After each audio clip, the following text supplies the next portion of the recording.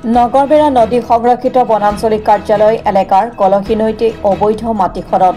প্ৰতিদিনে ৪-৫টাকৈ মেচিন চলে জাউ কাটা দিয়া অঞ্চলৰ কলহীনৈত বন বিভাগক মেনেজ কৰি জাউ কাটা দিয়াৰ একাংশ ভূমাফিয়াই দৈনিক খনন কৰে নৈৰ ভূমি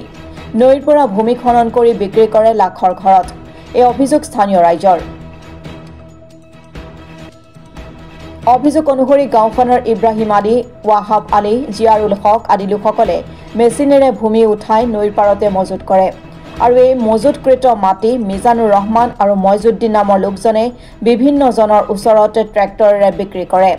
এনেদৰে খনন চলি থকাৰ ফলতে ভাবুকি নামি আহিছে নৈপৰীয়া গাঁওসমূহলৈ কিয়নো নৈ খননৰ ফলতে বাৰিষা কালত সৃষ্টি হয় গৰাখহনীয়াৰ কোনোবাই এই খনন কাৰ্য বন্ধ কৰিবলৈ ক'লেই ভয় ভাবুকি প্ৰদান কৰে ভূমাফিয়াসকলে উল্লেখ্য যে নগৰবেৰা নদী সংৰক্ষিত বনাঞ্চলিক কাৰ্যালয়ক একাধিকবাৰ অভিযোগ দিয়াৰ পাছতো ব্যৱস্থা লোৱা নাই নগৰবেৰা নদী সংৰক্ষিত বনাঞ্চলিক কাৰ্যালয়ৰ বন বিষয়াই শীঘ্ৰেই কলহীনৈত চলি থকা অবৈধ মাটি খনন কাৰ্য বন্ধ কৰাৰ লগতে ভূমাফিয়াসকলৰ বিৰুদ্ধে ব্যৱস্থা গ্ৰহণ কৰিবলৈ দাবী জনাইছে স্থানীয় ৰাইজে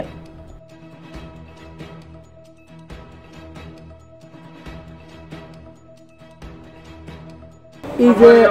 নদীটোত যে আপোনাৰ মাটি কাটি আছে মাটি খনন কৰি আছে মেচিনেৰে এইবিলাক কোনে কৰে এইটো নামটো চিনি পাওঁ স্যাৰ কি নাম এইটো ইব্ৰাহিম আলী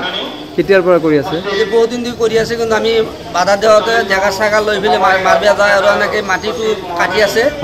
বহুত মানে 5 লাখ 7 লাখ 3 লাখ এনেকৈ কণ্ট্ৰাক্ট লৈ পেলাই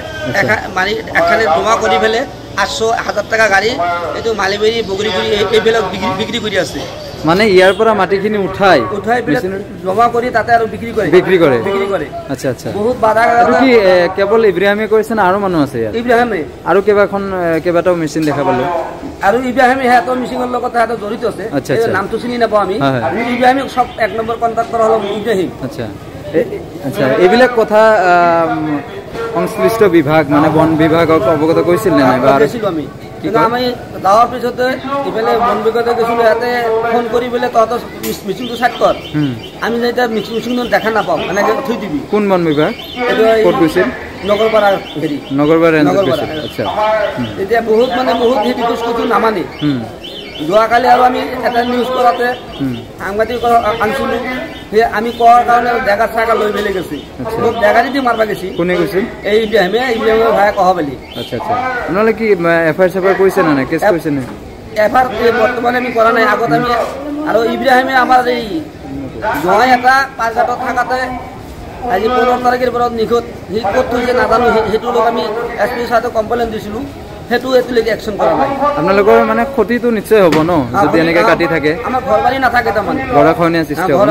গৰাখহনীয়া সমান ঘৰটো নাথাকে মানে বন বিভাগৰ লোকে যিমানখিনি ব্যৱস্থা ল'ব লাগিছিল ৰেঞ্জাৰে লোৱা নাই